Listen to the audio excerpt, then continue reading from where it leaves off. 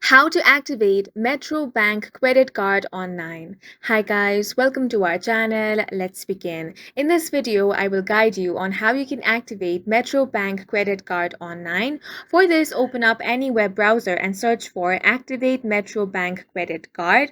Then you want to click on this option, which is Activate card. Once you click on this option, it will take you to another page. On this page, you get to activate your card. For that, enter your credit card number. Make sure that you enter the correct credit card number. After that, you want to enter the card expiry date. For that, from this drop-down menu, select your month, then select your year. After that, you will have to enter the CAPTCHA. So go ahead and enter the text or numbers that you see on this box. Once you have entered that, you want to click on the proceed option.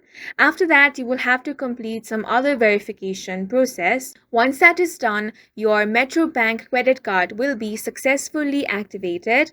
Once your credit card has been activated, you will receive a notification via SMS or email. After that, you can start using your Metrobank credit card, and that's it for this video. If you found it helpful, please make sure to hit the like button and subscribe for more videos like this.